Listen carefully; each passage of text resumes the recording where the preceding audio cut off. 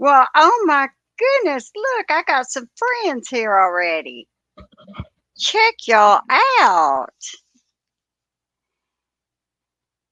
Hello, Dirt in My Eye, Mamma Jamma, Margaret. How are you? I hope you're all doing good. Can y'all hear me okay? Because I put this thing up here so that you hopefully you don't hear me like Bev in a trial every time I breathe. She's ugh. Tell me y'all don't hear that. Oh, good. Now let me try to take a drink. Well, hello, welcome, Deborah.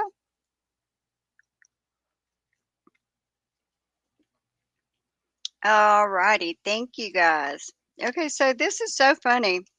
Um, my husband's on vacation. This is his last day, and I'll get scatterbrained about what I'm doing. So I thought that I was gonna just go ahead and just film it so you didn't have to see my messy room and everything else. And then I thought, well, I'm gonna thank you. I'm gonna just do like a premiere thing, so maybe I seem a little bit more prepared. Well, y'all, I think I have a little bit of well, it's probably y'all may all know this before I point it out. So, um, but there's emails that and y'all probably like I said, you may have seen them, but Proctor, his email, and Kathleen Prince, her email that went to Tully in regards to the investigation. So I thought, well, I was reading the other one, so I thought, well, I'm going to go ahead because Jennifer McCabe, I was supposed to do like a week ago. Oh my Lord, the fly is back. I forgot to bring me in a fly swatter. If it bothers me much, y'all, I'll have to go get that fly swatter because it's not going to survive today. No, it's not going to. But okay, so here's the deal. I'm going to read these emails, but what I was hung up on and what I was trying to highlight, and I was also trying to, that was my hair, and I thought something crawled on me. I was also trying to, what's that word? Remove all the blackout stuff that shouldn't be on there. And then I look up and I'm like, oh shoot, I'm supposed to be live. I just got my coffee. So here we are. I'm not prepared again. But I was trying to get prepared. So let me take a drink of this coffee and I'm gonna do y'all know that have y'all heard the emails or read the emails that I'm talking about?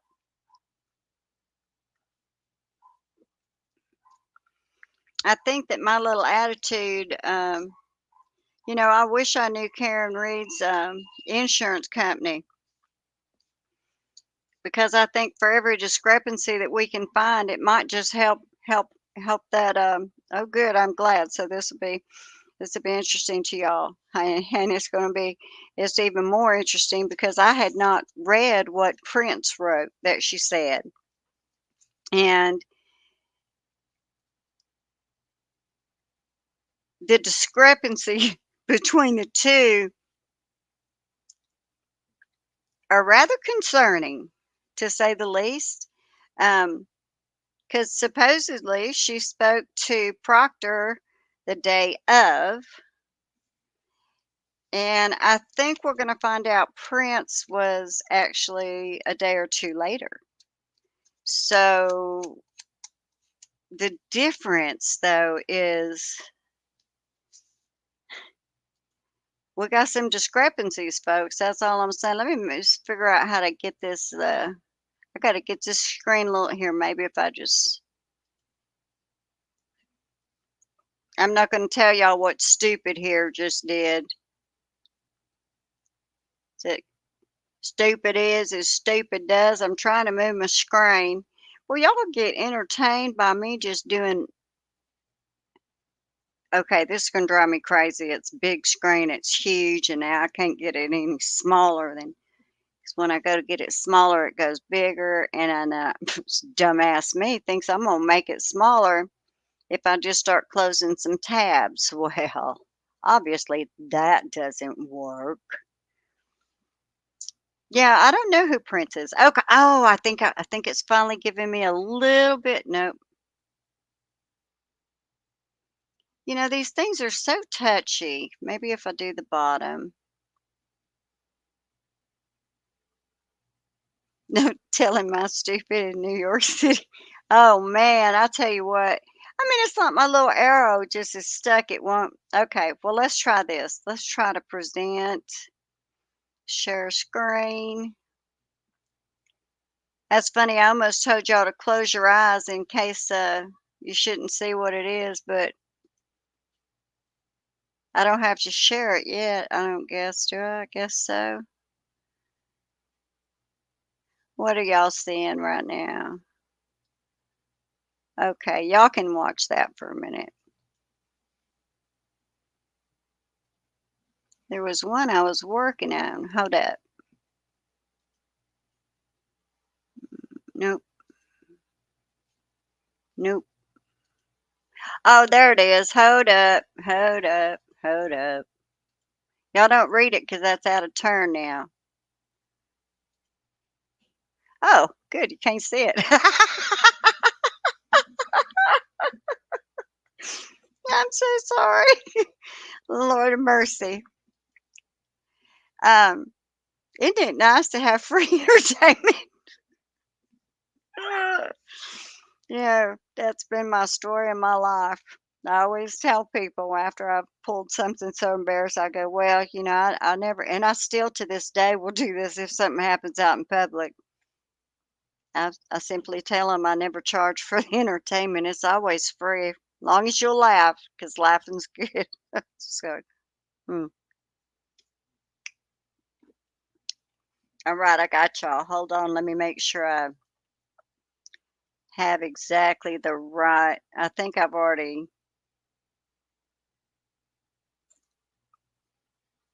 Yeah, Jennifer McCabe. Okay, here we are. My nose itches. All right, guys, here we go. Y'all ready? I'm ready.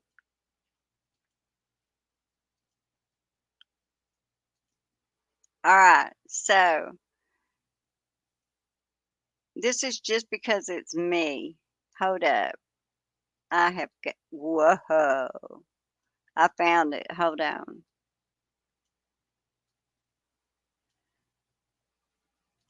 My Lord of mercy.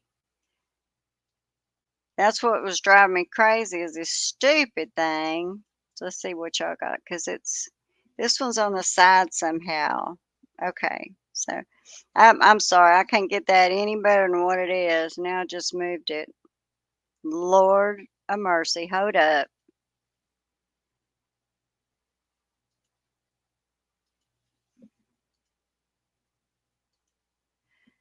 I bet y'all didn't think I was coming back, did you? Okay, let me find where I've got this thing now. Let's see. Email. I found it, y'all. Hi, Rhea. Okay. Nana cannot see chat, just so you know. Well, oh yeah, maybe I can. Well, I think so. I think y'all can still see this pretty good. Hold up. Nope, that's how it's got to be. Okay. Sometimes I wish I could hear somebody talking back to me. This sometimes is so weird. Hello, Mother of Vincent LePew and Rhea. All right, I'm going to get down to business here. I want y'all to listen to the details because some of these same questions will also be asked, or let me just say, statements will be put in from Prince on hers. Now, on this one, you'll see it's dated April the 6th of 2022. It is from, I hate calling him a trooper, but that sicko Proctor, to Lieutenant Tully And this is his interview of Jennifer McCabe. Are we ready? Are we ready? Get ready. Whoop, I did it again. Hold up. Okay, here we go. On January 29th at 2022 at approximately 6:04 a.m., the Canton Police Department received a 911 call for a male party. John O'Keefe discovered unresponsive outside of 34 Fairview Road. Canton Police, Fire, and EMS responded to the scene. Canton Fire and EMS were dispatched to 34 Fairview Road for an unresponsive male discovered outside in the snow, and CPR was in progress. Canton EMS transported the victim to the Good Samaritan Hospital, where he was determined to be deceased. Prior to being discovered, the victim, I mean, listen to how this is written. Hold on, I'm sorry, I need a little swig here. That's my coffee. I hope that wasn't loud. I don't know where my mute button is right now. Let's see. And then it just goes right into, okay, he was later to be determined deceased, and goes right into this next sentence. Prior to being discovered, the victim was at Waterfall Bar and then traveled to 34 Fairview Road for a gathering with friends. Present at the Waterfall Bar and the residence on Fairview Road was Jennifer McCabe, Sergeant Bukaki, and I met with Jennifer on January 29th, 2022 at 11:30 a.m. and agreed to speak with investigators. So see guys, now he's writing this report, but he dated it April the 6th of 2022. He could have had a lot of conversations between January 29th and April the 6th. So just don't forget that, okay? That's important. That was one. What in the world? Okay, hold up. This is the size I can. Oh, shoot. Are you kidding me? I do. Yeah, yeah. Y'all, I will eventually. Heaven only knows if I'll change it again. Hold on. I may just take the whole thing. Okay. Y'all be nice to each other in that chat because I can't see a soul. Okay, wait a minute, wait a minute. I mean, I'm gonna have Lord. Oh, hold on. Let me do. All right, that's all right, and I got it. I just kind of needed to make it a little bit smaller here. Lord of mercy. Mm. I hope y'all aren't getting seasick over there, but all right, let's see. So that's that one. So let's go back. That's so funny how just present at the Waterfall Bar and the residence on Fairview Road was Jennifer McCabe. Oh, got it. And then Sergeant Bukaki and I met with Jennifer on January 29th, 2022 at 11:30 a.m. and agreed to speak with investigators. Who agreed to speak with investigators? He didn't say Jennifer agreed to speak with us, but I'm assuming that he meant that in that terminology. All right.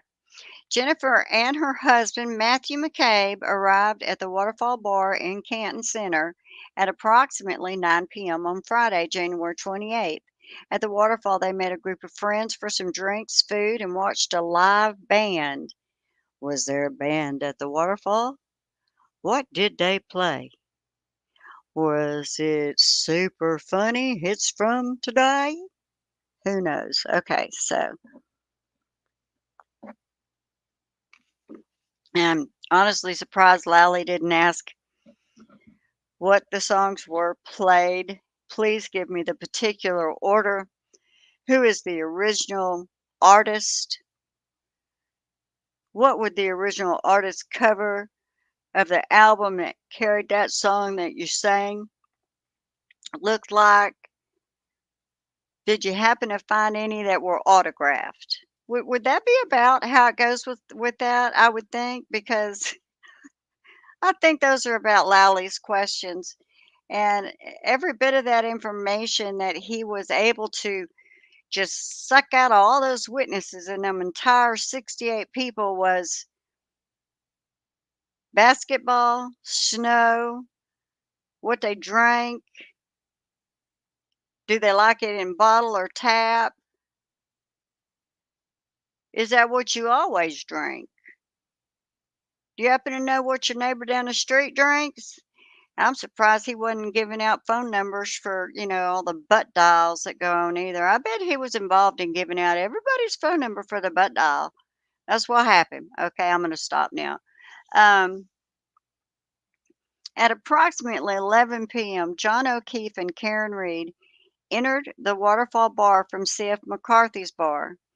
Jennifer and John have been friends for a long time and met Karen when the two started dating 2 years ago. John walked into the waterfall wearing a baseball hat, jeans, and sneakers. Jennifer observed Karen walking into the bar holding a drink glass with vodka mixed drink inside.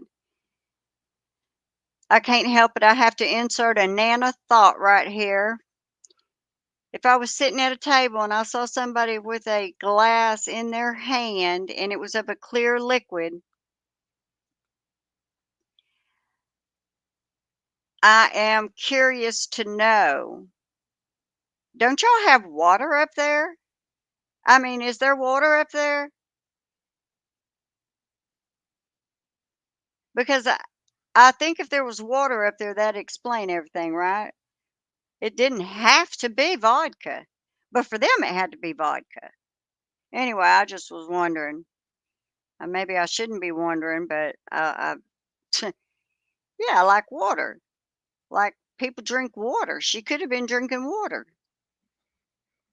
I mean, just saying. I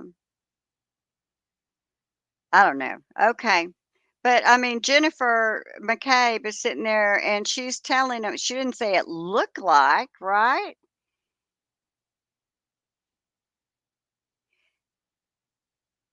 She said she observed Karen walking into the bar holding a glass with a vodka mixed drink inside. She said this the morning of the 29th,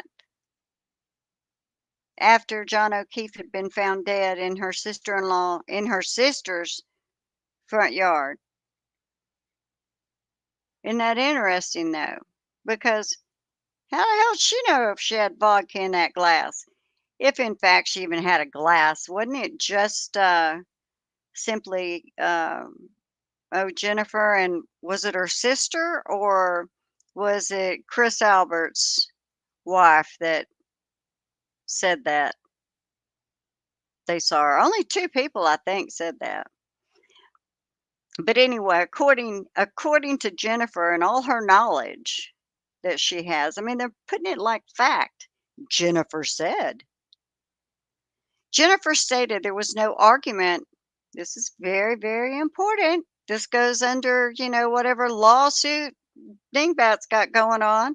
Jennifer stated there were no arguments against Karen and John or anyone else inside the waterfall. Jennifer stated John and Karen did not appear to be overly intoxicated when they arrived. As the band was cleaning up, Brian Albert invited everyone back to his house at 34 Fairview Road in Canton. Now, there's going to be a statement someplace else that just says they invited them. Just it said they invited. Well, it's in here. You'll see. Um, okay. As everyone began to leave the waterfall, Jennifer observed John and Karen leave together. But we know that's not exactly true because Mrs. O'Keefe, Keefe, the oh no, Colakeith, Colakeithis. I love those people. Um, she saw Jennifer McCabe grab her and start walking out with her. But Jennifer observed John and Karen leave. So I will believe the Colakethis before I will believe Jennifer. If you wonder why, feel free to go back and watch the entire trial or just a little bit of it in real life and you'll understand. So, John texts Jennifer at approximately 12:14 a.m. asking where to. Y'all, this is later I'm going to come back up here. We got some differences in what she told Proctor. Of course, we all know Proctor didn't write down anything correctly according to Jennifer. But what she told Proctor and 2 days later told Kathleen Prince.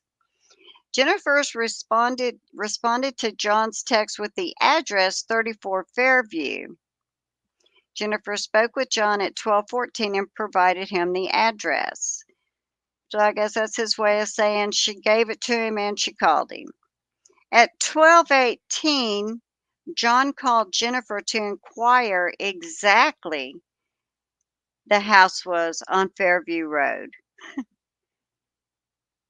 Okay, I'm not going to even read that a second time. 'Cause that's not good.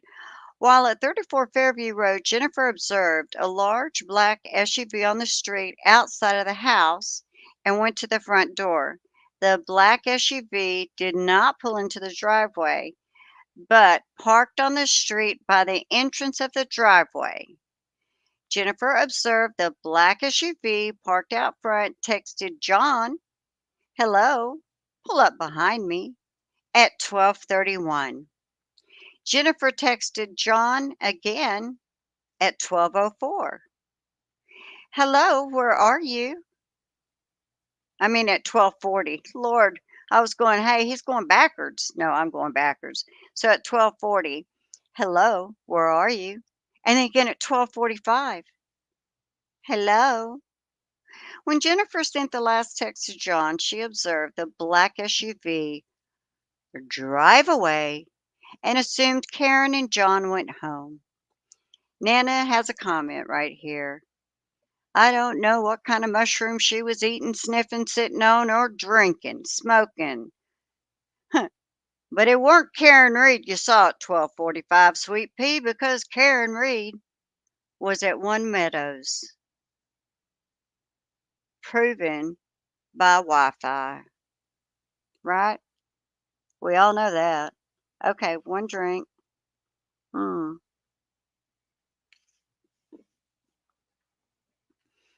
Jennifer stated John did not reply to any of her text messages. Jennifer stated that she first observed the vehicle parked on the street by the driveway facing in the direction towards Chapman Street. Jennifer then observed the vehicle travel along the road towards the left side of the property in the area of where John was discovered in the morning. Jennifer and her husband left the residence at approximately 1:30 a.m. and went home. At approximately 4:53 a.m., that's kind of a unique approximate, isn't it? 4:53 a.m. On January 29th, Jennifer received a call from John's niece, and since she's in the lawsuit, I could say it. Um, I probably should just mark it out. Okay, we would probably. I'm not going to be disrespectful. All right. Karen was on the phone, hysterical and looking for John. Karen told Jennifer that she went home alone last night and last saw John at the Waterfall Bar. Jennifer had to correct Karen and told her they left the Waterfall Bar together and went to 34 Fairview Road. Jennifer told Karen to come to her house and they will go look for John together. Karen arrived at Jennifer's house in her black Lexus SUV. Jennifer stated she drove Karen's car back to John's house where Carrie Roberts met them. While driving back to John's house, Karen stated to Jennifer, "Could I have hit him? Did I hit him?" Karen also told Jennifer about a broken taillight on her black SUV. Once Karen, Jennifer, and Carrie arrived at John's house, They looked at the broken taillight. Jennifer stated she observed a broken slash cracked right taillight to Karen's SUV. Now I'm going to make a comment right here. You know how she argued on the stand, broken, cracked, missing, whatever. He didn't write this until in April. So let's say she had a previous statement or had told somebody else something was cracked, right? But then he could go back in, and since he didn't do this report until then, he could have put broken. He could have inserted that. I mean, there's so many different things he could have done with this, which I find really, really interesting is he could have made sure kind of, well, I guess you can't though, see? Yeah, it's not like he was emailing the other report to him. So there's a difference in the two police reports, which I find a little bit comical. All right, so I just had to be a smart ass again because all right. Jennifer and Karen got into Carrie's vehicle to go look for John. Karen was in the back seat and Jennifer sat in the front passenger seat. Jennifer described the weather at this time as snowing heavily. Yes, but when Karen came home that night, it was not. You know, everybody wants to talk about how bad the snow was at that point in time. It had just started getting horrific, right? I mean, it had just, she went home and within a couple of hours from that, it just took a turn and just was start dumping this stuff. There wasn't anything there when she was there. Jennifer stated the first place they went to look for John was 34 Fairview Road. They traveled down Chapman Street, took a right onto Fairview Road. Just prior to the front yard at 34 Fairview, there's a group of trees on the left side of the road. Immediately passing the group of trees, Karen stated, I see him. Jennifer stated with heavy snow, her and Carrie could not see John and did not know what Karen was talking about. The three exited the vehicle. Carrie began wiping snow off John. Jennifer called 911 and Karen laid on top of him for warmth and stated, oh my God, did I hit him? John was discovered on the left side of the property, the area where Karen's SUV was last seen earlier that night, with approximately 6 inches of snow covering him. Uh-huh. Jennifer stated that Karen began mouth to mouth, and when she discovered John's blood on her face, stated, "Oh my God, do I have my period?" You know, some of the stuff that just I can't wait. I can't wait until Karen Reed can tell her story, can tell the truth so we can hear it.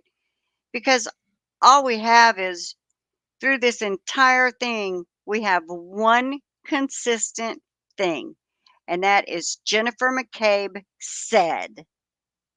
Correct? Am I correct? Everything goes back to Jennifer McCabe one way or another. Jennifer McCabe is all wrapped up in this business, in my opinion. I know one thing for sure. She knows what happened to John O'Keefe. And y'all excuse me, but I got to say something else right here, too. So give me just a second to say that. And I do apologize. But yeah, right. So the thing that they are not thinking about, let's go to the, I don't mean to jump around, but let's jump for a minute to the lawsuit, right? No, I don't think she said, "Carrie, get off him." But the weird thing is, in trial, they tried to make it sound like the way it was presented, the way they said it was they didn't, because people were going, "Why did she take her shirt off and lay on him?" Or and people were making comments, or they were saying, "Well, why did she do that?" or whatever. They portrayed it to be different than what it was. This statement right here, that particular portion, if you notice, sounds pretty much like what at least what I've heard you do if you find someone in the snow and they're freezing. I've heard body to body. Now, I wouldn't know that because I don't live up there, but I guarantee you what, I know enough that if I was in that situation, I would think immediately body to body. Don't ask me why, because like I said, I've never, but it's just stuff you've heard it. Yeah, I've heard it my growing up. I guess they tried to tell people down in Texas how to survive if they're ever snowed in. I don't know. But I want to think about that for 1 minute. The other thing that I want to think about is the lawsuit. And I don't have my copy pulled up, and Lord knows I'm not gonna even we're not going looking for it right now. I need that's not in its right folder. But and it made me so mad because they're saying, how, the niece was so traumatized. Karen Reed, the way she woke her up, I guess the way they worded it, it was just it's terrible what they're saying. It's terrible for what they're saying about how she woke up the niece. Okay? Karen Reed was terrified. She was trying to find John. She was worried and confused. What was wrong with going in and asking Kaylee to call Jenn? Everything else that's supposedly said between Karen Reed and Kaylee or Karen Reed and Jenn, we have absolutely no idea because the only person that's giving their side of the story is Jenn McCabe, who also spends, what I've understood, a lot of time with Kaylee now. So we have that going on in her head, right? Yeah, you don't ask a child to do what? To call somebody if they're the only ones that you have?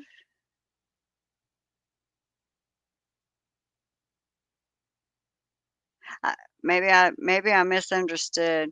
But the strange thing is, to me, in the lawsuit, they claim that Karen Reed was trying to cause harm and that leaving the niece at home after waking her regarding John O'Keefe missing, that's somehow is supposed to be she's caused harm by doing that, right?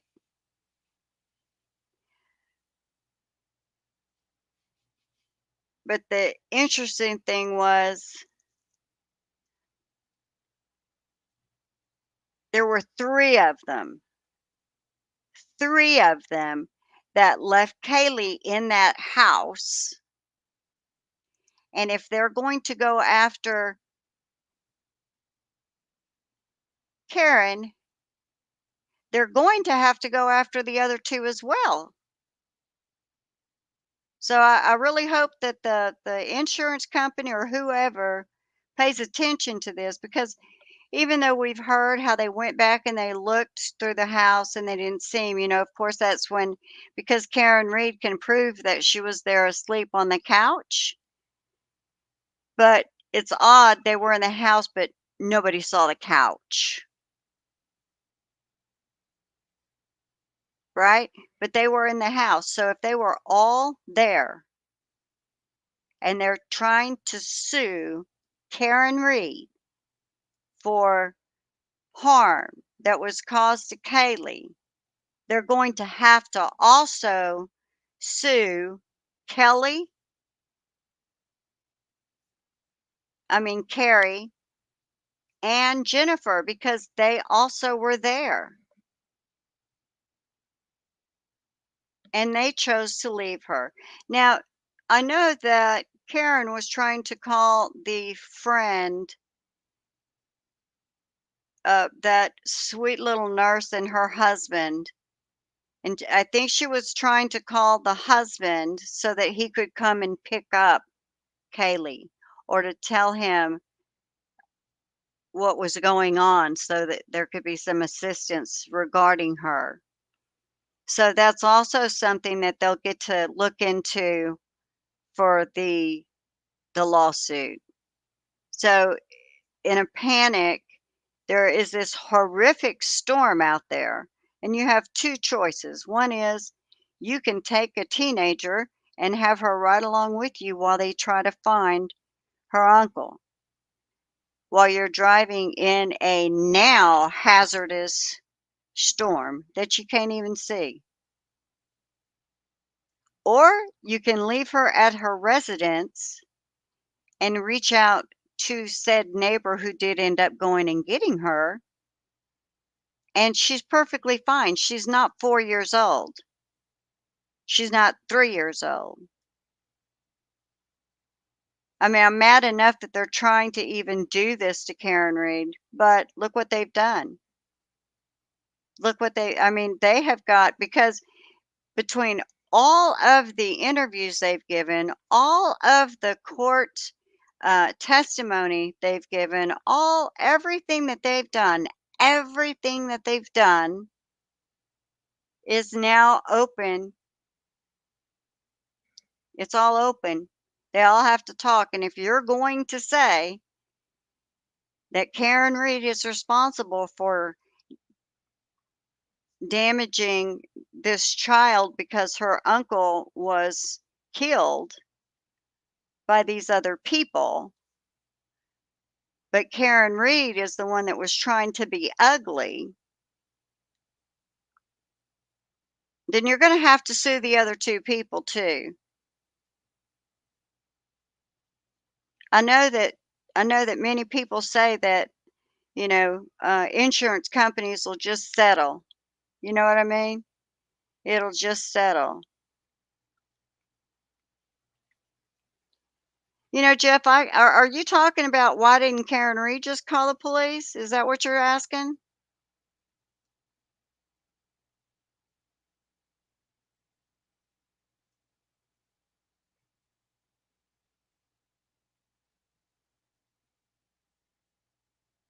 Is there a delay? I mean, why didn't she call the police? I can't answer that. You know, I can tell you that when my grandson drank a shake that we did not know had egg in it until he started throwing up and become, pardon me, everybody, but excuse me, was having emergency situations. Why didn't I call 911? Have an EpiPen, been told to call 911. Why didn't I call 911? You know what I did? I did the stupidest thing anybody can do, and I'm a grandma. And I put my grandson in the car, gave his mother the keys, and said, "Get us to the hospital," and said, "Go." Then I'm trying to tell her how to use emergency lights, but y'all don't do that. No joke. Yeah, that's what you're supposed to do. I just explained that in the heat of a moment when my grandson was needing some major medical care. I did the stupidest thing you could do, and that is head to the hospital. So, if I can do that while his life is right here and struggling, I guess that makes sense that someone upset that someone may be harmed could as well. You are correct, Jeff, which we were told by the hospital. But I'm saying if you want to know why she didn't call 911, not everyone reacts the same in panic, let alone she's hardly had any sleep. So, all right, I'm going to go back to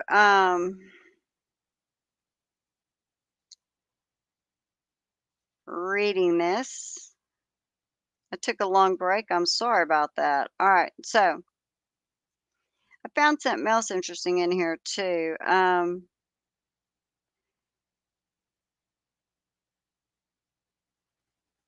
All right, there it is.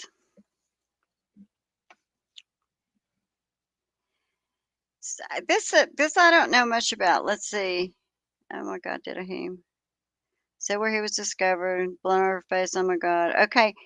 I also have a question about this. I don't use a Life 360, so I don't know, but is a Life 360 actually going to provide when someone arrives at my house? Because I thought a Life 360 tracked you. I didn't think it tracked comings and goings of people at your home. So I'll leave that question there because that rather confused me. All right, here we go. Jennifer was able to provide the following times because of the Life 360. Now, where Jennifer is, yeah, I get it, but I don't understand how Life 360, unless it tracked Jennifer going out the front door, in which case there's no proof that's what time Karen arrived.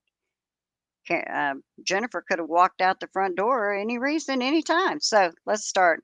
At 5:39 a.m., according to Jennifer McCabe's application called Life 360, at 5:39 a.m., Karen arrived at the McCabe's residence.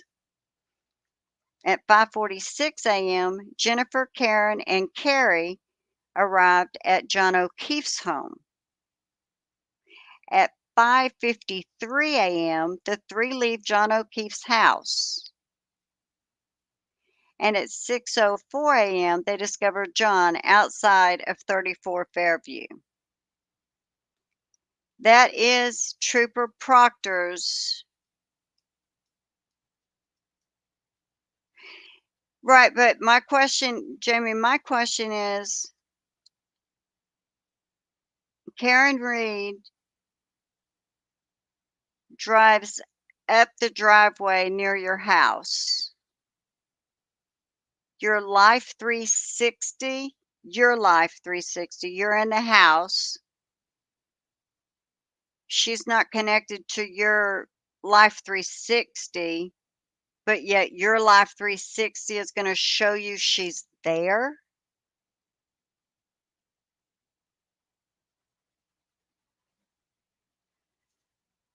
So I don't think that's how it works, right?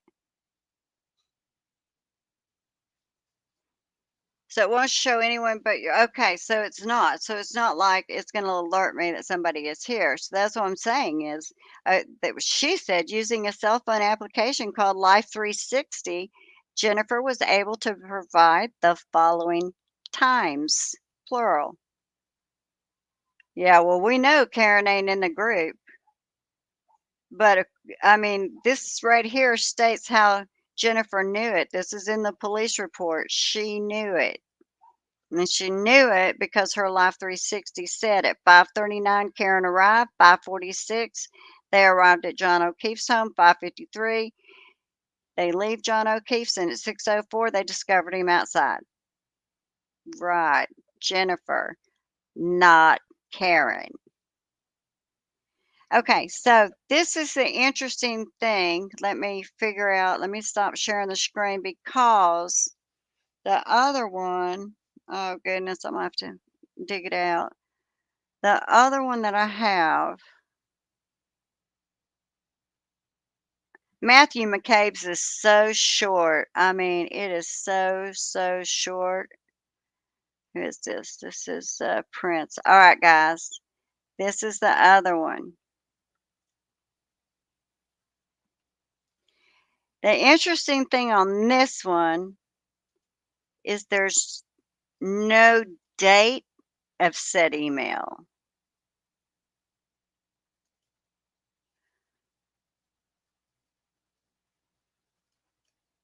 Yeah, but not Karen. See, that's what I'm saying is why were they, some of the twisted shit they said. Okay, so I find it really interesting. This is a trooper Kathleen M. Prince, badge number 2791. This is her, I guess, interview. with Jenn McCabe. And for Jim McCabe, I mean, for Trooper Proctor, who took the shittiest notes ever, if any, did not use any recording device. He had to have been doing something because his times are specific numbers. I mean, dead on specific numbers. So, all right, this is what we're going to read about her. Now, pay attention to specific times. Keep your ears open for anything that contradicts what Trooper Proctor may have said. Okay? But like I said, there's not a date on here. On February the 1st of 2022, I, along with Trooper Connor Keefe, went to, and they gave her address, to speak to Jennifer McCabe concerning the investigation into the death of John O'Keefe on January 29th, 2022. The following is a summary of what Miss McCabe told us. What's interesting is this person seems to act like they know how to write a police report just in that one paragraph. What do y'all say? What say you one? What say you all?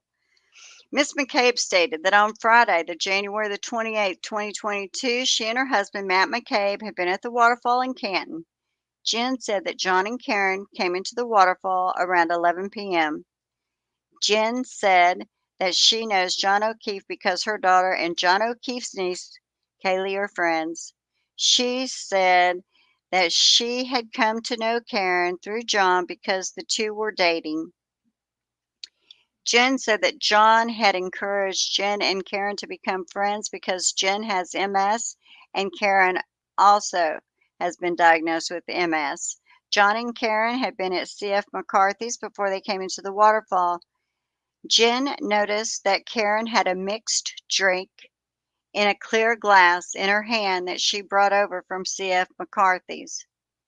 Once again, Jenn said it was a mixed drink in Karen Reed's hand. Jenn said. Not Karen Reed said. Not we've heard from Karen Reed. All we have is Jennifer McCabe's side. And we're not going to hear the truth until all this garbage is over. So just kind of, At the end of the evening, Jenn said that she and her husband were planning to go to her sister's house because it was her nephew, Brian Albert Jr.'s birthday. Jenn said that she asked Karen and John if they wanted to come along, and they said they would. I don't recall Karen Reed agreeing that she was going to go. I don't recall any mention of anything that Karen had agreed to go. And sadly, Karen Reed can't talk about it right now. The Alberts live at 34 Fairview Road. Jenn said that John had texted her at 12:14 a.m. to get the address. Jenn said that she spoke with John on the phone to explain where the house is. I want y'all to think back to this time frame that we told Proctor, because this gets good and this gets deep. She said that she remembers providing him with directions, specifically telling him to drive past Bella's house on the on the right. Jenn said that John would know where Bella lives, as she's a friend of Kaylee's. And the plot starts plotting, or at least becoming a little obvious right here. Really? She said all of this. Jenn said that while she was at the house, someone had said that there was a car outside. Jenn looked out the front door and saw the car. She assumed it was John and Karen. She said that she did not notice what kind of car it was.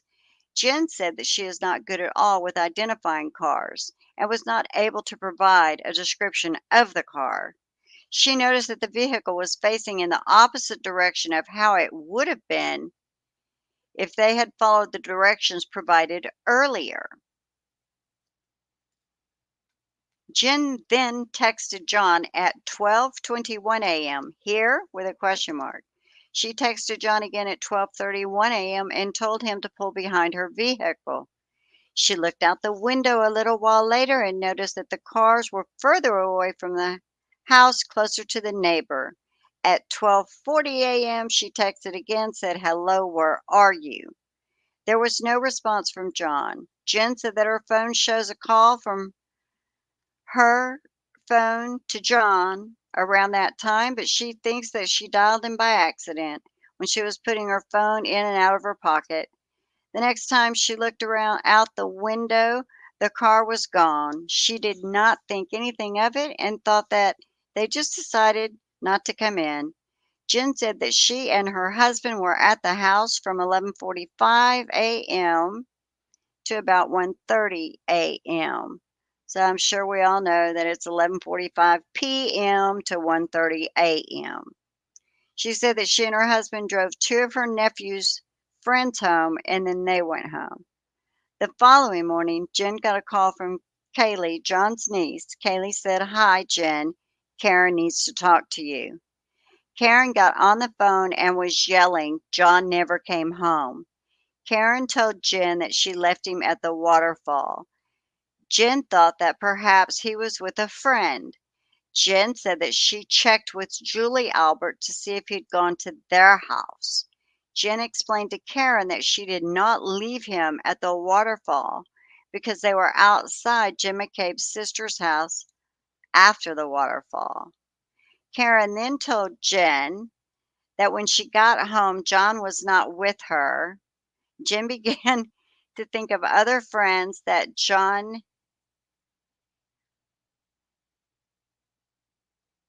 I just lost my place. That John was not with her.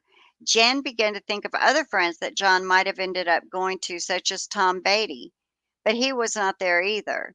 Karen was telling Jen that she, Karen, had not planned to stay at John's house that night and that John would have never stayed out all night, leaving Kaylee home alone overnight. At some point while they were talking on the phone, Karen got into her car and started driving. Jen said that Karen was hysterical, screaming. Karen drove to Jen's house.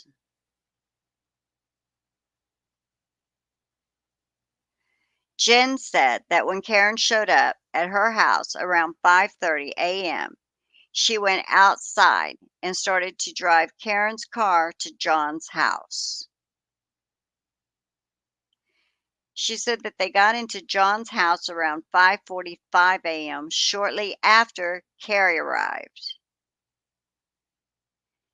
They looked in John's house to make sure he was not there. The three decided to all get into one vehicle to look for him. They took Carrie's car. Jen said that Karen was saying things like, "Could I have hit him? Look at the crack in my taillight. There's a crack in it." Jen said that she noticed damage to the taillight. Jen said that Karen was so hysterical and saying so many things that Jen did not think that Karen actually hit him. Karen was also saying things about him possibly being with old girlfriends. Y'all with me still?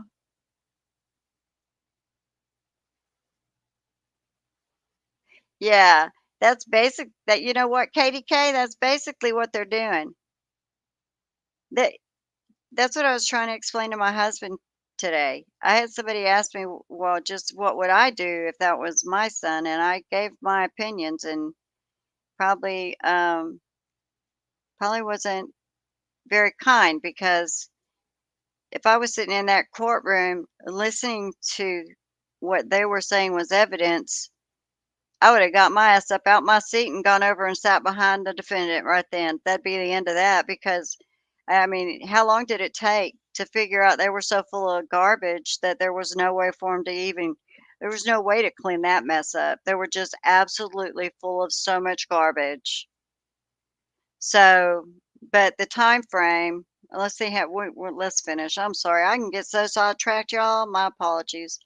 Jen said that they probably got on the road around 5:53 a.m. to go look for John. Carrie was driving. Karen was in the back and Jen was in the passenger seat.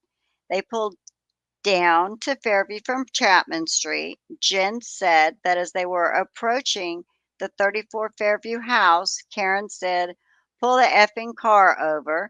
There he is." Jen said that she did not notice him, but Karen did. Carrie stopped in the middle of the road and Karen jumped out of the car and went to him. Jen said that John was in the area of where she had last seen the vehicle the night prior. Isn't that convenient? Jen said that he was on the lawn. There was a coating of about 6 inches of snow on him. Karen threw herself on top of him. He was lying on his back. His phone was on the ground underneath him. Jen said that she called 911. They attempted CPR, and then the ambulance and the police arrived. Now, see, right here, Jen forgot to tell them that Carrie is the one that had the phone. Jen didn't even discover it. Somebody, an EMT did, right? And they handed it to Carrie, if I'm not mistaken. But I could be a little mistaken because that wasn't a major, just knowing it was under his body was enough. I didn't need any more after that. Um, She was asking people, it said they attempted CPR and then the ambulance and police arrived. Jen said that Karen was very hysterical. She was asking people if she had hit him. Karen was told to sit in a car. Jen went over to Karen and when she was in the car, Jen observed Karen to have blood on her hands and face. Karen was holding her hands up and was saying, "I have my period." Y'all notice a different story right here? This is different as well. Jen said that she told Karen that there was not her blood, that it was from John's blood from them doing CPR. Jen also stated that while her and Karen were in the backseat of the car, Karen was yelling and screaming one moment and then completely calm the next. Jen said that they then prayed the Our Father together. Karen then immediately yelled at Jen 2 times to Google how long do you have to be left outside to die from hypothermia? Jen was unsure if she, Karen, was brought from the scene by ambulance to the hospital. That Google is just something else. Jen was asked about what Karen and John were like when they were at the water club. The water club instead of the waterfall. She said she did not notice them fighting. She had known them to be together as a couple for about 2 years, and to her knowledge, they loved each other. So in February of 2022, Jenn McCabe actually told the truth and said that as far as she knew, Karen Reed and John O'Keefe had been a couple for about 2 years and they loved each other.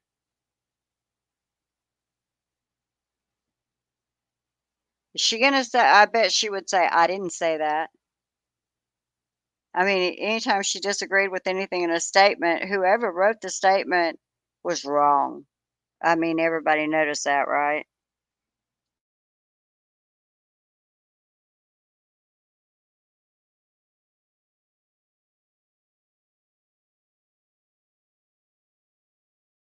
I'm sorry. Whoa! I needed my drink. There it is. All right. Jen, she says she did not think that there were any issues between them. Jen said the only thing that she can think of is once Karen made a comment that if there were not any kids, they would not have anything to fight over. Sounds like a normal couple to me. Jen told Karen that was very normal. Jen was asked about their level of intoxication, and she said that they were both drinking but did not appear to be drunk. So let's point that out. When the O'Keefes I don't know what attorney thought, after everything that you can find on this case publicly, thought there was any case whatsoever when it comes to that. Anyway, this is Trooper Prince. I didn't even know Trooper Prince. So no, see, they did not have um, body cams. I don't know if they're gonna. I don't know if the EMTs were gonna get body cams or not. I don't even know. I don't think the cops have them even yet, because if you remember when Turtle Boy was being assaulted, by one of the scaredy cats. Um, when the cops came, they didn't. There was no film from that. All that filming came from Turtle Boy. So why? I mean, come on. After they lost, which I don't remember when, but the poor soul that was in a car wreck. They found the car, not the person. Somebody called to tell them they had found a dead person. Then they've had Sandra Birchmore. They've had John O'Keefe. I mean, what more does it take to say, maybe we ought to get some of those uh, filming devices and see what's going on inside our own department? Because 70% of Canton PD has them now. I'm glad that they're working on it. But what do they think was going to happen when they let these big O boys who think that they're just, King Tut, out there thinking they can just do any single thing they want and nobody looking? Yeah, I heard Helena Rafferty wants to budget 150,000 K for a new kitchen in the police department. Yeah. The other thing is, the entire group of people that go that I see on the Young Jerks that are pleading for help didn't want Rafferty to be extended at all. And now, after all of this coming out about Birchmore, somebody needs to take Rafferty and, I don't know, do you impeach people like her or just fire their asses? What is it that you do? I mean, not long ago, Rita Lombardi, Miss O'Donnell, and there was one other lady. The other lady actually had a garden of food. She actually had food. She was growing food. And someone it was not gasoline in those balloons, they found out. It was a very, very potent, very dangerous chemical that's used for, I don't think it was restaurant cleaning, but cleaning supply. It's something to do with cleaning. Oh, bye bye, Mother of Vincent LePew. You sleep well. It was good to see you. So I'm not real sure, but they've not done anything. And Rita, bless her heart, excuse me, she was just not touching it, not doing anything. I wish, and then she said she wished she'd have put on some gloves and looked, because probably had a receipt in it. But they know what's going on and they don't do anything. And Rafferty, Rafferty, I mean, this happened on her time. From what I understand, Rafferty's the one that gave up the stupid ass video from the Sally Port. I've never seen anything so stupid in my entire life. And if you look at that video, and I'm telling you, the car had been in the Sally Port, backed out of the Sally Port, or drone for, I don't know. No, it had to be backed out, because the way they pulled back in, there was still that ring of no, KDK, it was not just bleach. Um, that's the scary thing. It had a child gotten a hold of it, uh, definitely they would not have made it. I mean, that type of stuff. Rita stated that they had been afraid, they had thought it was bleach. But when they did get the test results back on what it was, and what it was, it's a chemical for cleaning, like industrial, but it's very, very harmful. Yeah. Oh, there was a receipt? Yeah, the vape. See, that's good DNA. At least I hope so. Yeah. Okay, there you go, Kelly. See?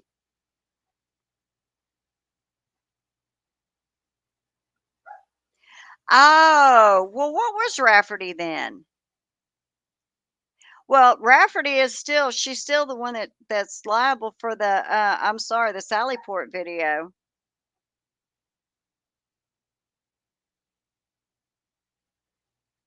That was Rafferty.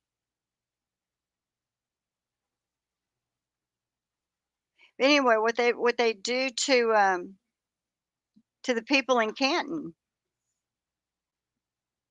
Yeah, that's, I mean, she definitely is. She's somewhere in there.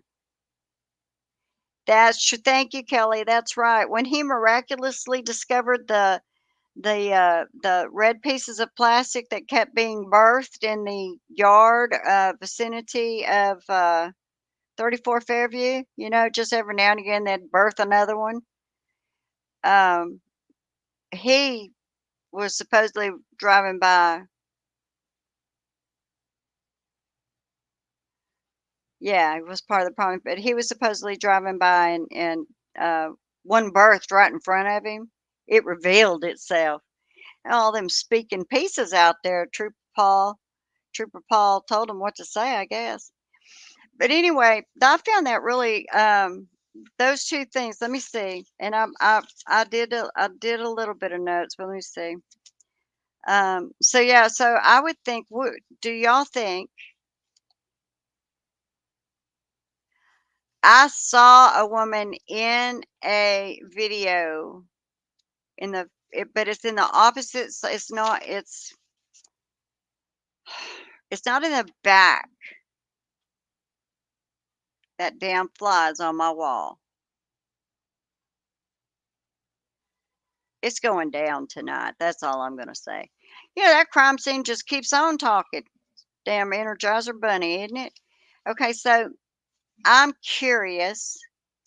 Those of you that know about the lawsuit, after what I just said, how well do you think it would? How do you think Paul O'Keefe is good? Because he's got to prove this. How do you think Paul O'Keefe is ever going to prove that Karen Reed meant to harm Kaylee?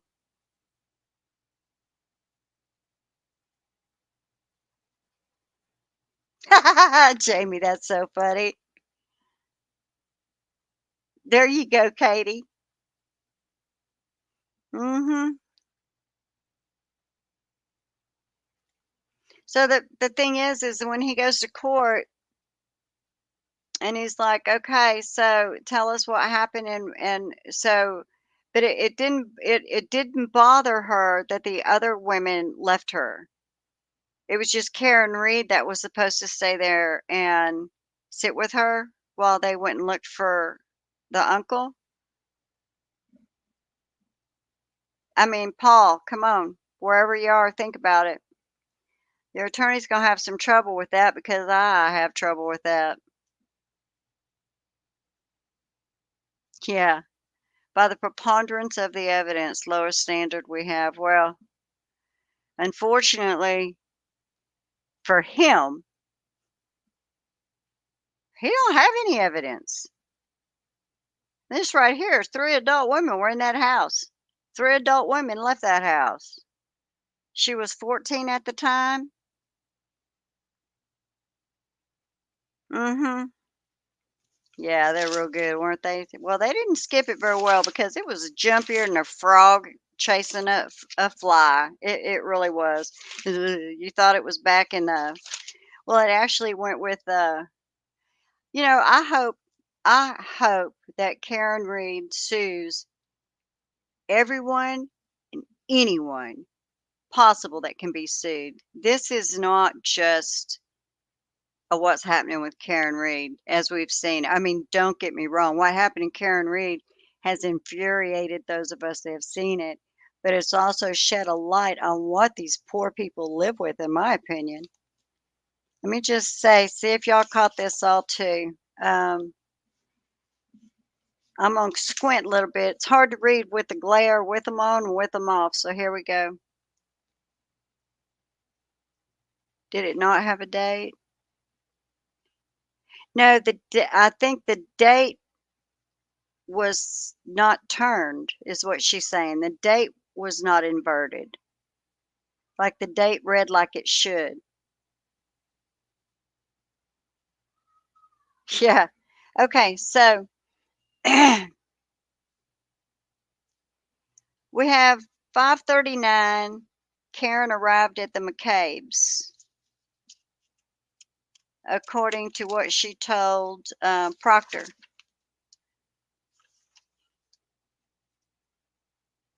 But she told Prince, you ready? She told Prince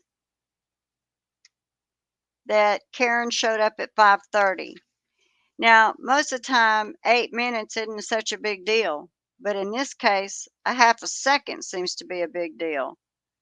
That's a discrepancy right there. Oh, well, that was 9 minutes, 5:39 and 5:30. And remember on the first one, she said that due to her Life 360 telling her that Karen arrived at 5:39. It's right there in that report. Her Life 360 told her that. Her and Trooper Paul might have something going on in the outside, wouldn't you think? Yeah, it is. That this state is sick. They got some issues. Now, at 12:14, reported to Proctor that John texted, and she ended up calling him. No, she texted him the address back.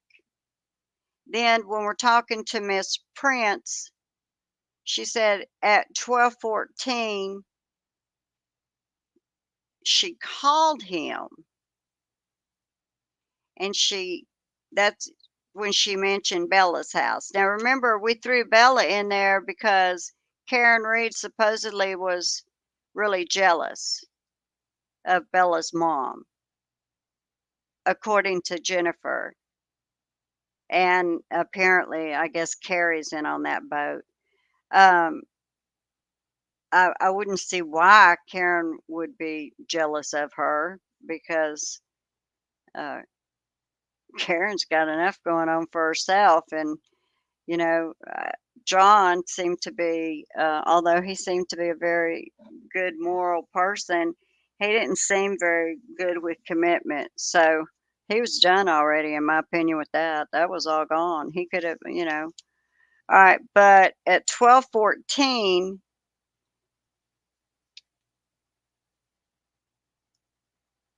this is when, yes, okay, so 12:14, she tells Prince that she gave the directions and she mentioned Bella's house and all this. And then at 12:21, according to what she told Prince, she texted John here, meaning she had seen him. And the other thing she told, so Proctor, she said 12:14, she texted John at 12:14. No, 12:14, John texted her. She texted him back at 12:14. And at 12:18, John called Jennifer to inquire exactly where the house was on Fairview. Well, she didn't tell Prince that. She missed that one. And then she texts John, hello, here at 12:21. Where is it over here? And at 12:31, she put pull up behind me. And that's the same on both. Pull up behind me. No, yeah. At 12:40, hello, where are you? 12:45, she told Proctor, she said hello. And she didn't mention anything at all about Yeah, at 12:45.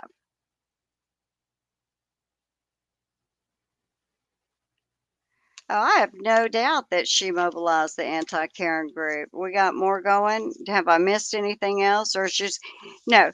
Jennifer McCabe. She's going to make sure that nothing. She's going to make sure everything is blamed on Karen Reed. And the thing is, what does she have that everybody is? I mean, what is she got? She got family connection somewhere, or does she have a golden portion in her body that other people don't have? Or um, the other thing is, Jen stated that she checked with Julie Albert to see if he had gone to their house.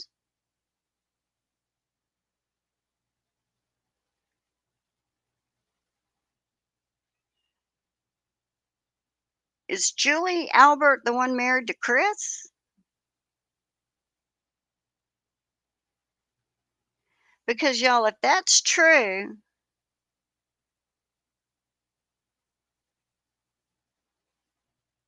that's a lie.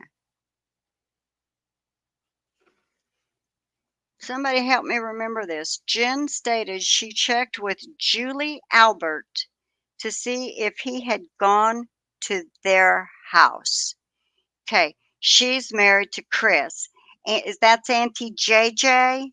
I get confused on all these stupid women. I'm sorry, I shouldn't say that. The men are worse. Okay, Colin's mom is she's Auntie JJ.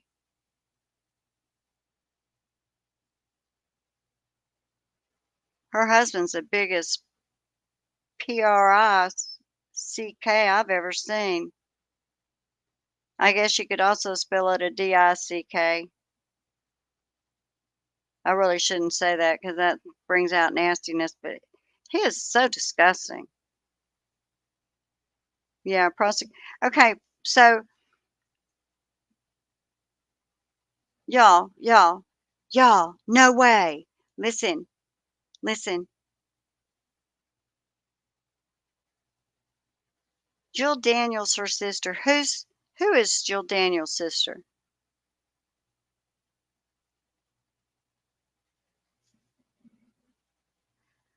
Wait a minute.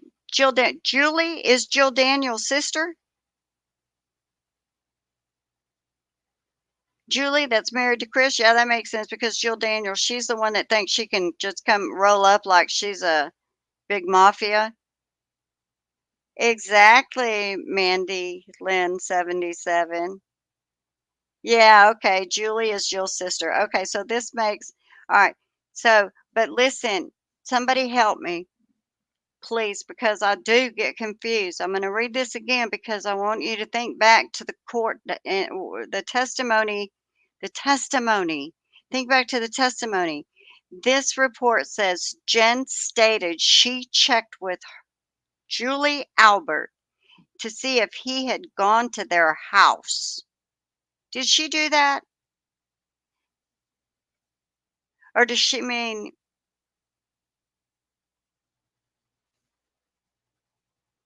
yeah, at 5:30 in the morning? But that's got to be a lie because no wait. Yeah, Auntie JJ. So Auntie JJ is Nicole's sister. Correct. She said that she didn't know anything at all about John O'Keefe until she took them donuts over. So maybe she's just saying she knew it was missing but didn't know he was found dead in the yard yet. Is that what it was? Yeah, I guess that could be. I was getting all excited. I thought I had them somewhere because you never know. I figure if we keep going through this, we might find something that they've seen a million times and just forgot. That's what I thought. Yeah, that gets my confused. So Jill and Julie, Jen and Nicole. Okay, Jill and Julie. Oh, Jill and Julie are not related to Jen and Nicole. I thought Jen had kind of her. I thought maybe she had the same teeth issues as Jill, kind of.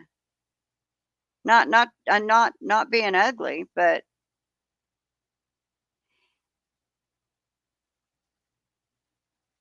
okay. All it says is Jen stated she checked with Julie Albert to see if he had gone to their house, but there's no time. I don't believe. That's my note. Let me look real quick at and the other thing that I found odd is chubby Chris Albert and his wife. And I could be wrong, but I gotta go back and look to that picture that they supposedly showed of them on John O'Keefe's yard while they were supposedly watching the house. Which, if John O'Keefe was going to ask anybody to do it, he would have asked his friend who knew darn good and well every single thing that John wanted, because I mean he knew you don't go in a house, you don't this, how they deliver the kids. That's who he would have had. But it appeared to me she was a little much heavier, and I mean she's thin, but she was much heavier at that time. It seems like she may have had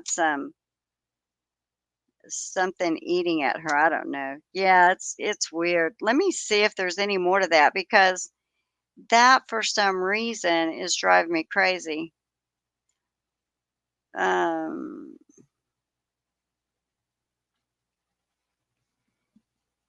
she was on your campus.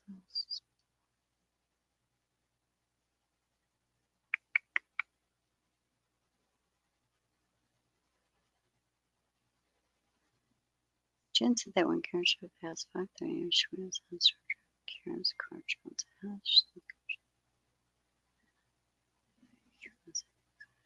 Friend.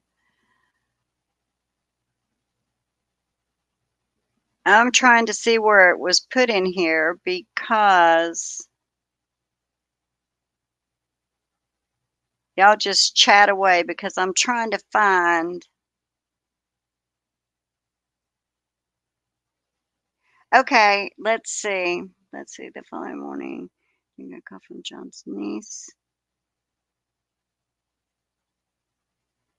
Okay, so the following morning, it's in this pair here. Let me share this. I found it.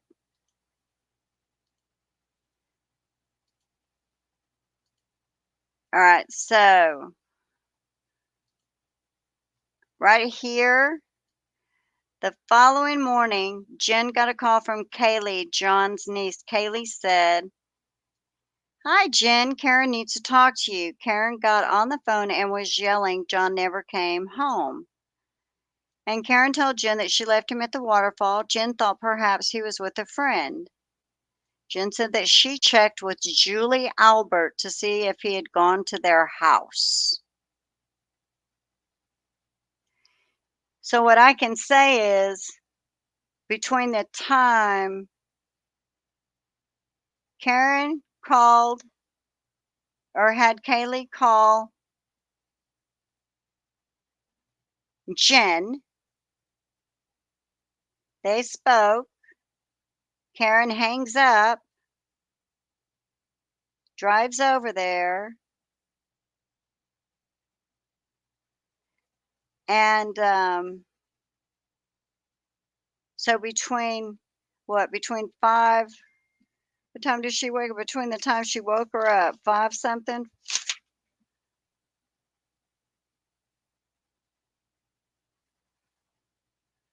Whatever time they said that she called, so a few minutes. So yeah, she did. She did. Oh yeah. Well, you know what I really love? What I really love is when you put when you're not thinking real hard, is, and I shouldn't say love because it was really sad, but that she's so pretty too. The little, was it Allie McCabe? Gets up there and lies for parents, or for Colin, or for whoever. What kind of people are they raising? Don't they see that you compromise, you can only sell little pieces, bits and time. Yeah, see, the reason that I'm in here, it's like if I try to say something to my husband, yeah, no. No, they aren't. Not if they're covering up for murders. The entire thing is horrible. Yeah, see, that's what I thought. She looks like something is not. I thought so. I thought that from the older pictures, she doesn't look very good. But then her sister that goes around slinging, like she's gonna fight all that. She's something else. She's got a problem. I thought maybe she was into meth or something. And I can say that because I've had experience with somebody in that before, and it's not good.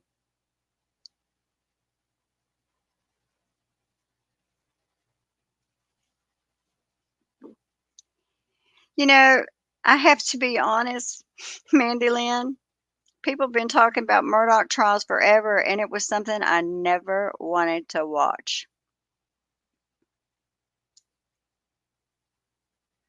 It's crazy. It's taken a life of its own and brought up huge domino effect, in my opinion. Birchmore Porter, sex assault on a minor 20 years ago. Brennan, covered up sex assault, all allegedly. Wow. Well, in that paperwork of that guy that was arrested for,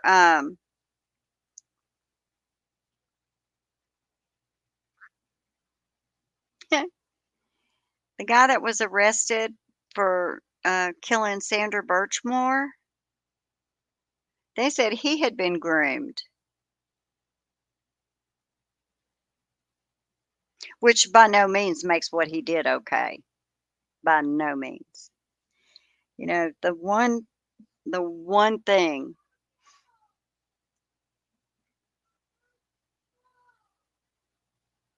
ever, please look back at the beginning. You sent you the articles.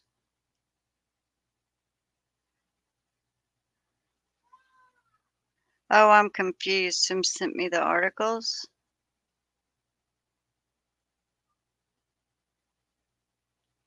Oh, you sent me articles.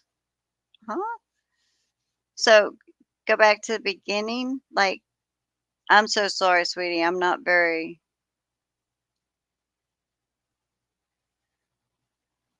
I've got to figure out how to. I've got to make an email so that if somebody wants to send me something, because I love finding out any information. I really do. Oh wow, this thing goes. Y'all forgive me. I'm gonna make myself dizzy here. I just so yeah. So she in fact did talk to her sister, and she might not have known. She might not have known that he had been found, but definitely, before she went over to her brother-in-law's, she knew, or yeah. Okay, hold on, I'm trying to see.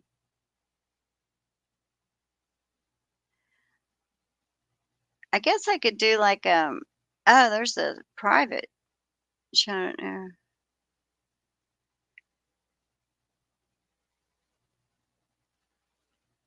Oh my gosh. Okay, y'all have to bear with me. I'm trying to look. Okay, I think I'm gonna go back and read and see, and then, I'm so sorry. I get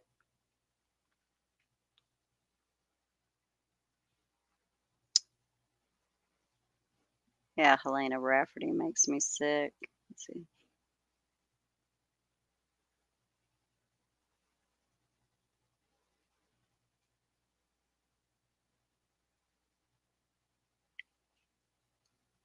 Oh, I got you, Jamie, and I will. Yeah.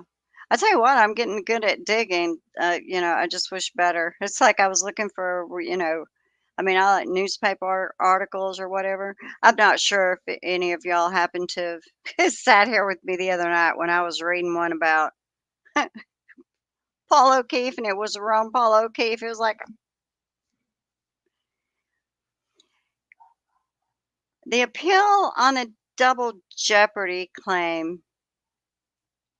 I think that the appellate judges, if I think they'd want to hear from the jurors myself because of the amount of jurors that have come forward just to say, and the fact that it was right after and how they explained everything. I personally think the appellate judge, if nothing else, will want to give the jurors the respect they deserve and bring them in for just a few questions that you have to ask.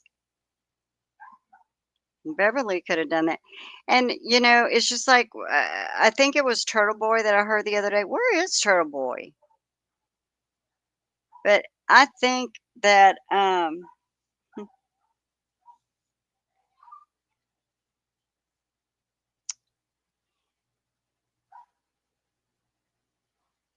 what was I saying? I think, Auntie Bev just, no, Auntie Bev, no, once they appeal it, it goes out of Bev's. Oh, thank you, Jamie. There still has to, okay. I definitely will be looking at it. Um, oh man, will he be back? I like that. You need a T-shirt like that. Mark say from McAlberts. Well, I tell you what, Karen's gonna win, and not only that, but she's being embraced by everyone that knows the corruption, and that's beautiful. Then the other people are involved in it, and that's sickening. Or the few that are too afraid to take a stance, which I guess one would have to say, you can't blame somebody for being afraid, right? He comes on at 9. Oh, cool. Oh, no. Y'all, I'm going, "Oh, right. Oh, cool. Oh, no." Well, I mean, he's not, what's the difference? He's not monetized anyway. Why don't they just leave him be? And what are they striking for? Oh, does he? Okay, well, I just know I try to catch him because I like to listen to him. He's very knowledgeable. And I'll say one thing, that man's got a set of lungs on him, doesn't he? He can ask somebody a question more times than I could even think of asking somebody a question. Oh, well, I'm guessing that a lot of nerves are being struck right now, especially, okay, and 100% not confirmed. I haven't confirmed, but is it Sean that said they found the tools that were used to dig up the Albert floor and, that level? I think it was Sean, which to me is good enough of verification. If Sean says something or if Turtle Boy says something, to me that's good enough for me because I have faith that they're not going to just put some garbage out there and let people run with it because they want the story out there, but they want the story told correctly. And mainstream media, I hate mainstream media. I don't know how many of you watched the Johnny Depp trial. I don't mind stating I don't want an argument if we're on different sides. Everybody each to his own. I went into that, if you can believe it. I mean, obviously, I know who Johnny Depp is. He's wonderful, wonderful. But as far as the the crazy person that he ended up with, young thing that, she studied him like a book. She did. I watched that trial, and the more I watched and listened, I'm like, and then she did it to, of all people, Elon Musk. I mean, oh my God. Oh, that man. Oh. I mean, I'm almost gagging. There's just not enough money in the world. That's pure honest right there. No amount of money, none, could get me. Mm. I think he's just a vile young man. Just, oh, no, I don't want. But anyway, see, now I'm ranting again. But the thing is, Elon Musk, he's at, but watching Johnny Depp's trial, literally, no joke, and I'm not exaggerating at all. I would be watching the trial, then I would listen to, I don't know, one of the mainstream media places, and then I would get online because, my family wasn't into that either. They're not into this at all. So, but I would get online. That's how I found Twitter, which at least I found out Twitter is truly, the cesspool of the internet.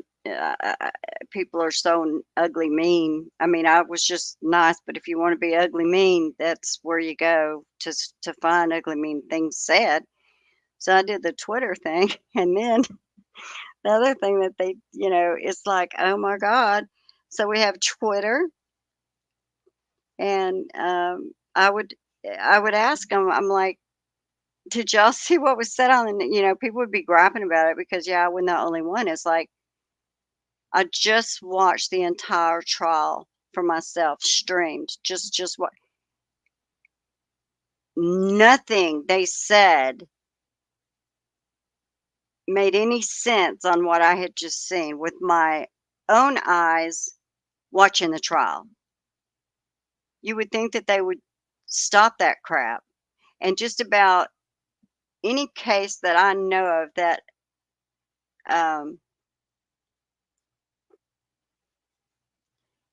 wow, Jamie, I have to say that that is wonderful that you have respect for Nancy Grace. Many many years ago, and it may have been during the girl in Florida that killed her daughter and got away. I don't know. Nancy Grace, she's something else. She rubs me wrong. I don't pay any attention to her whatsoever. But um, sh it's wonderful that she influenced you to go into law school. I mean, that's absolutely beautiful. So it doesn't matter. I mean, even if I look at her and go, "Geez, woman, you didn't do anything right." Well, yeah, she influenced somebody to go on and be a caring attorney, so she did something right. But the mainstream media to me is just, my husband, he gets irritated with me because no, he doesn't do the YouTube stuff. He'll tell me something and I'll go, "No, that's not it. That's not what it was." Because if you go on YouTube and he goes, "Yeah, YouTube." And I'm like, "I'm telling you, dude, I can watch a trial and I can watch a coverage of it after the trial and it's completely different." But he doesn't get it. So I'm like, okay. I mean, when you get older, maybe you disagree a little more, but I'm like, no. So I don't think he really likes that I'm like that, but that's just the way I'm going now. I don't believe anything that they say.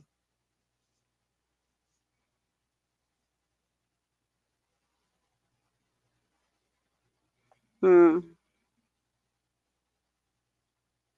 Well, the funny thing is, and I don't know, tick tick boom. I love that. The funny thing is, with the the Twitter, I mean, I was okay with it, but when people would be ugly, I would just kind of ignore them. But um, it's like, who's that one? Julie Grant. There's not many people. I try not to say hate, because hate is such a strong word, and the emotion itself, it takes way too much energy, in my opinion. But when it comes to that, Julie Grant, I don't think we've ever agreed on a case, and she's always been wrong on those cases.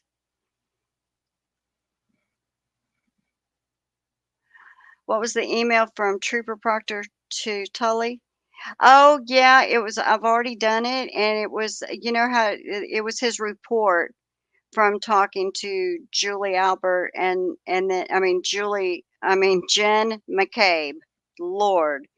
And then right after Proctor's is Prince. She was interviewed by Kathleen Prince and some other guy. So, both of those emails, I've read them. You don't wanna listen to me, you can probably just hush me and zoom in on the. Oh, yeah, Julie makes me sick. She absolutely makes me sick. Yeah, I don't know, Maya Kowalski case, um, when I saw what Julie said about Maya Kowalski, immediately, the hair on the back of my neck and those little mean spikes that you can feel inside that you're fixing to turn into the witch, man, they were just bubbling trying to come out. That's what I think about, yeah, because Maya Kowalski has suffered severely. And for Julie Grant to go up there and say, she didn't even have CRPS, when in fact she does. She has been dedicated. So,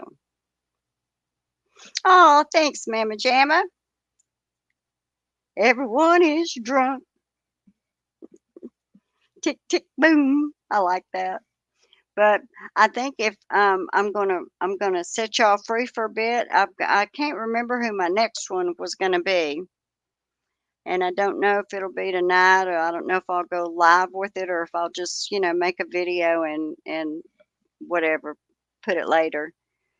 But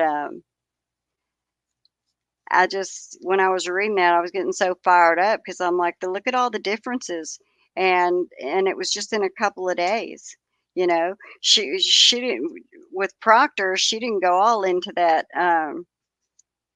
girl's mama or whatever address. She didn't bring up that person, but when she was talking to the female, which I think it was February 1st, she did bring it up. So man, she got them juices flowing to try to figure out how to, make her story seem better.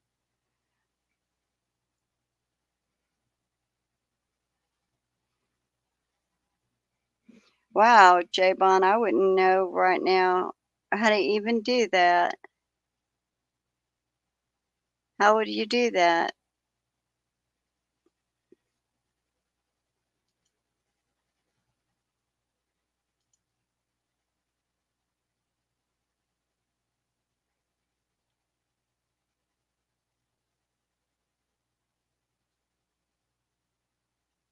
I mean, I'm on StreamYard, but I can't I don't think I can bring you on here and not know what you're talking about. I don't think that would, because I wouldn't mind talking to you, but if it's regarding, yeah, that's what I'm trying to send me a link to. But yeah, but I don't want to go live without knowing what you wanted to say. Um, I'm not trying to be rude, and I'm not trying to tell you I don't want to hear you. And okay, well, if it's about Lieutenant Tully, I would absolutely love to hear about it, but I don't know how to do it. I mean, there's a private chat thing over here, but I don't know how to do that either. And now I just lost everybody. Whoa. Yeah, I don't know how to do it. Um, I can give you an email if you want to email me. Well, Javon, let me put it like this.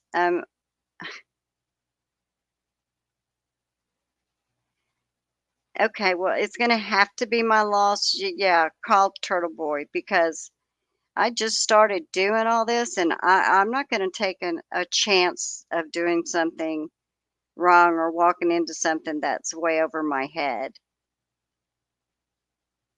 No, I think Jamie means well. I mean, like I offered to give you my email address, and um, if that's not good enough, then you know, I, I I was abused from the time I was a kid until I was in about my 30s, and I nobody does that now. I have a protection around me of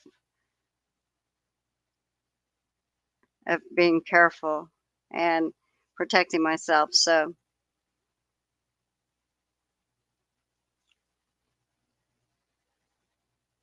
look, anything that you say about him, I believe, and if he has proof, then that. But I can't. If you want a story leaked, if you want a story that's actually put out there in the right manner, Turtle Boy, honest to goodness, is your man.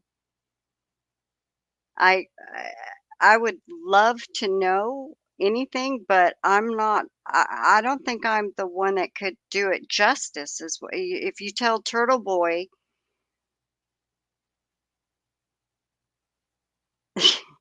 Okay, I'm beginning to. All right, this is a joke, right? Hey guys, let me tell you that yeah, I'm not going to do some, Turtle Boy is big, and if they want to get nobody that had any really big information would be reaching out to me. So, yeah, I just I just don't see that. But I'll be back in a bit, and um yeah, Tully is. He's a pretty big sleazebag. There's not much I wouldn't put past him. All of them, actually. But hey, listen, folks. I will be. Well, you're getting better and better. Must be Jen. She must be. She. Y'all think it's Jen?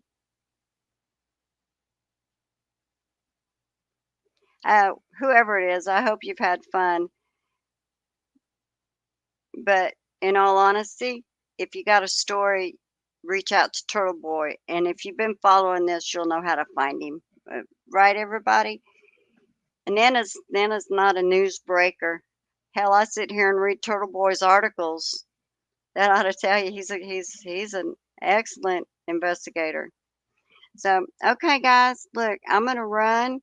Um, put in the comments of the video you want another,